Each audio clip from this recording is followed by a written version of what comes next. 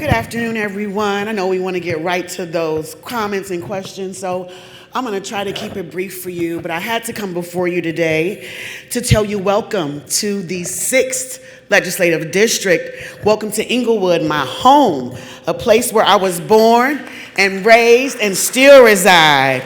I've been serving as the state rep for about 9 years here, and before that, a community activist since I was 16 years old.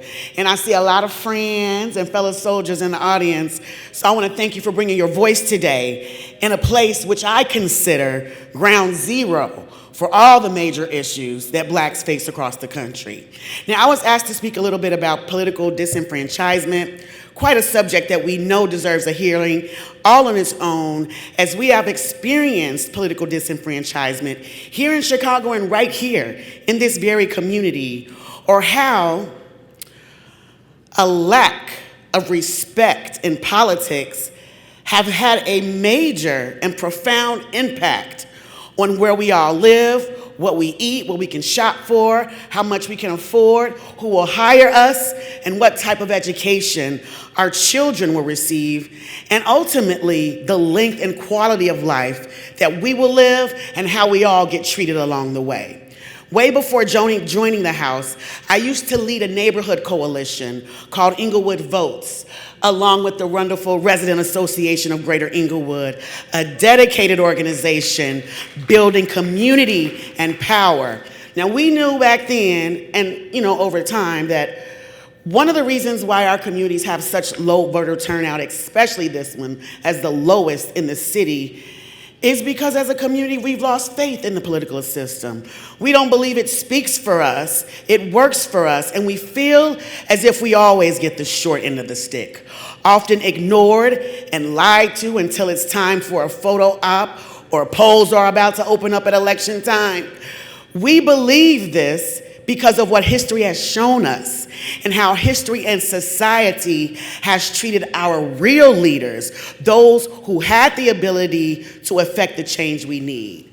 So from complete disenfranchisement to assassination of political leaders and infiltration of organizations to gerrymandering, redlining, and splitting districts in order to control the vote and power are all tactics that have made our neighbors and us very suspicious of politics. But it was through that coalition, Inglewood Votes, that we had the very hard task, and still do, of helping people overcome these fears, misconceptions about the process, educating neighbors on our history, who can now participate in elections, and not just concentrating on who you were voting for at that time, but just the fact that you will show up to vote, to show that as a community or as a people that we are awake and that we are paying attention.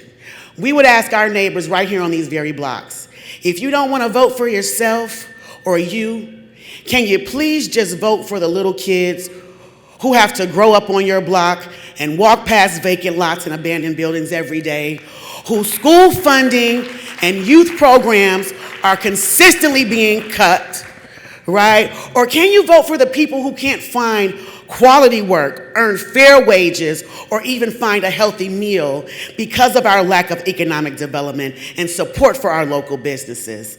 But even after you vote, we know that our job isn't done in our communities, especially if we want to see improvements. Your community leaders, your elected officials, and even your reparations commissioners cannot do it alone. Some of our most pressing issues we've gotten passed in the General Assembly, including the legislation which created the very commission we are having this hearing for today, cannot be passed without you. I carried the legislation which created this commission as part of our historic 4-pillar legislative agenda to stop systemic racism during my time as the Joint Caucus Chair of the Illinois Legislative Black Caucus and the Chair of our Economic Opportunity and Access and Equity Pillar, which contained a number of economic healing laws. This was only passed with the resounding voices of our communities behind us in a way that no one had ever seen before. Thank you, Representative Will Davis, who originally carried this Reparations Commission legislation and allowed us and allowed us to make it part of the pillar. I want to thank Brother Cam Howard, who helped to write the legislation and who is the top expert on reparations in this state. So folks, it's going to take the same type of effort that we use to get this commission passed into law to get the very work that we are assigned to do. So thank you, and we are all taking notes. And let me tell you, there are so many people who are still so very mad that we passed this legislation. They are not happy about it. They are even working now to stop all of our progress, including someone needs to call the governor's office and tell him to fully seat our commission so that we can fully get our work done. But I want to remind us just of a few ways, and we've talked about some of these today already, that we have experienced political disenfranchisement that explains how and why our most vulnerable communities are the way that they are today, and how that fits into this broader conversation of reparations. We know this, but we have to teach others over and over again, as well, because as stated previously, they might try to halt any of our progress in getting any laws passed on this in the Illinois General Assembly. It's a different monster down there, folks, Springfield. So it's going to take the work of all of us to get this done. I'm going to get through this. We talked about redistricting or gerrymandering. Well, did you guys know that right here in Inglewood, we have 5 different aldermen? Now, we love our aldermen here. Yes, we do. But do we need 5 for one little neighborhood? Well, guess what? That's an improvement, because a few years ago, it was 6. As a young organizer in this community, my biggest wonder was why was this the case? Because it's having such a profound impact on the investment and attention being paid in our neighborhood. Well, not too far from where we're sitting today lived our first Black and woman member of the Chicago City Council, Anna Langford. Long story short, give it up for Miss Anna Langford. Please do, please do.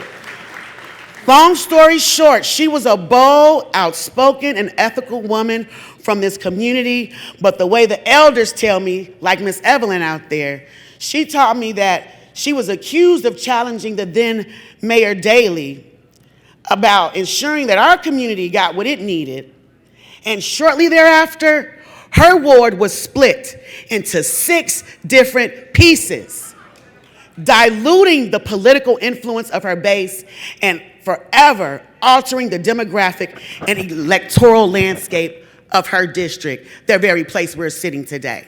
Now, this move was seen by many as a strategic maneuver to weaken Langford's political power and disrupt her stronghold in this South Side community.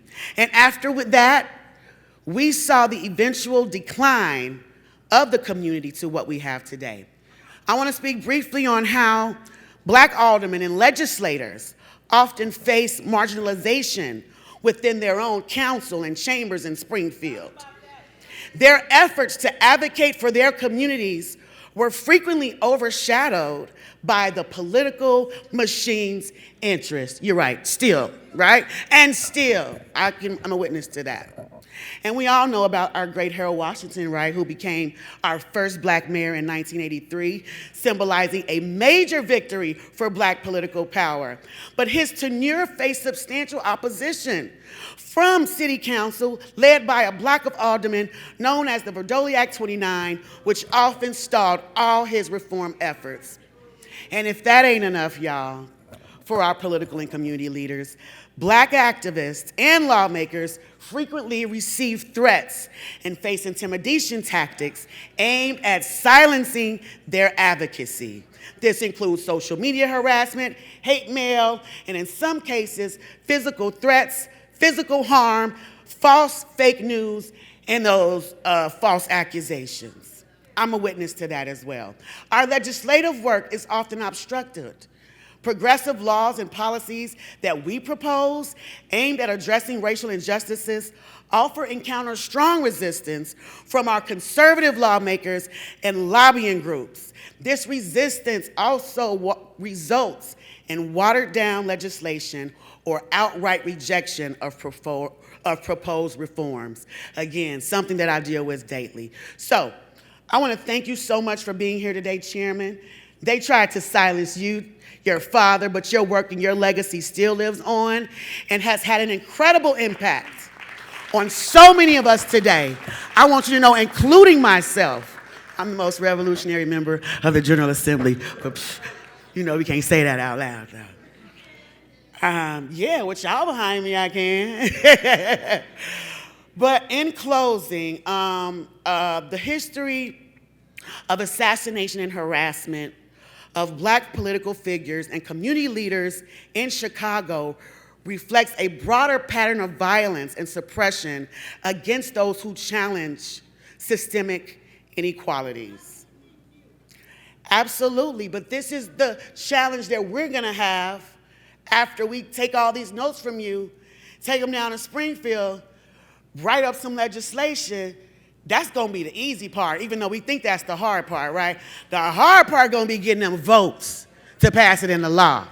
So I'm just gonna close it up there, and I'm gonna say I am looking forward to seeing and hearing from every one of you as we continuing to engage upon this process. By combining policy advocacy with community organizing, it is possible to create a comprehensive, long-term approach that addresses these effects of slavery and systemic discrimination. And I just want to say I look forward to continuing to work with you, to continue to honor our ancestors. Let's pick up their mantle, roll up our sleeves, continue the work that we've been doing. And great ideas, especially on this one, guys, they're not gonna come from the top down. They're only gonna come from the bottom up. So again, I look forward to taking more notes from you guys today, and I'm gonna shut up and get out the way. Thank you so much.